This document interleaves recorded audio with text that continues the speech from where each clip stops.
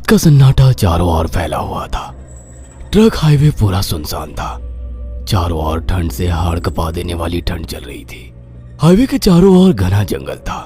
उसी हाईवे पर एक मर्सिडीज दौड़ रही थी। उसमें 3 लोग सवार थे, राहुल, निधि और उनकी 10 साल की बेटी तानिया। राहुल अपने दोस्त सैफ के घर ईद की पार्टी में शामिल होने के लिए गया था और पार्टी करके घर लौट रहा था। निधि ने मुस्कुराकर ड्राइव करते हुए राहुल से कहा, कुछ भी कहो राहुल, आज तो ईद की पार्टी में मजा आ गया। हाँ, मेरा दोस्त बहुत ही बिंदास और हंसी मजाक करने वाला व्यक्ति है। मैंने देखा उसके घर पर शहर की एक से एक बड़ी हस्ती थी, मगर फिर भी वो उन सबको इग्नोर करके हमें इम्पोर्टेंस दे रहा था। हाँ, देगा क्यों नहीं, आखिर मेरा दोस्त जो है। सच में राहुल, अमेरिका से इंडिया लौटकर बहुत अच्छा फील हो रहा है। वैसे तुम्हारा दोस्त सचिन अभी तक नहीं आया अमेरिका से? निधि की बात सुनकर राहुल चौंक कर बोला, ओह शिट यार, उसका फोन आया था कि वो इंडिया आ रहा है। उसने बोला था कि मुझे एयरपोर्ट पर पिक कर ले। निधि बहुत नाराज होगा वो। कोई बात नहीं, उससे बोल देना कि तुम्हें बिल्कुल याद नहीं रहा और फिर तुम्हें सैफ की इनवाइट की हुई ईद पार्टी में भी तो शामिल होना था। निधि ने इतना बोला ही था कि उसकी बेटी तानिया ने अपनी माँ की ओर देखकर कहा, मुझे भूख लगी है माँ, और प्यास भी। तानिया की बात पर निधि ने बुरा सा मुंह बनाकर उसकी ओर देखकर कहा, पार्टी में तो इतना खाया था तुमने, फिर भी भूख लगी है। निधि की बात पर तानिया ने मासूम सा चेहरा बनाकर कहा, कोई बात नहीं मम्मी, मुझे पानी ही पिला दीजिए।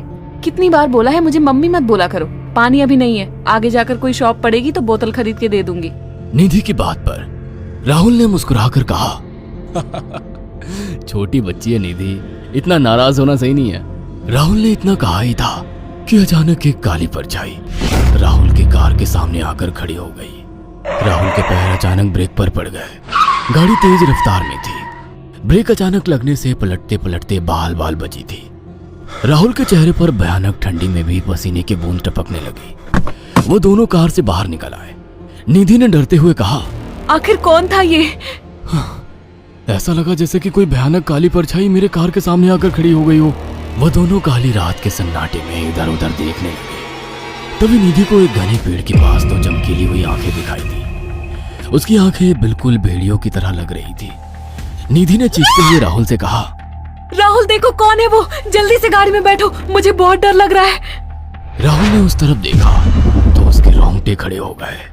वो दोनों गाड़ी के अंदर बैठने ही वाले थे कि अचानक एक अजीब सा चेहरा वाला भयानक सा आदमी बिजली की रफ्तार से उनके सामने आकर खड़ा हो गया। राहुल ने देखा कि उसका चेहरा बिल्कुल सड़ा हुआ था और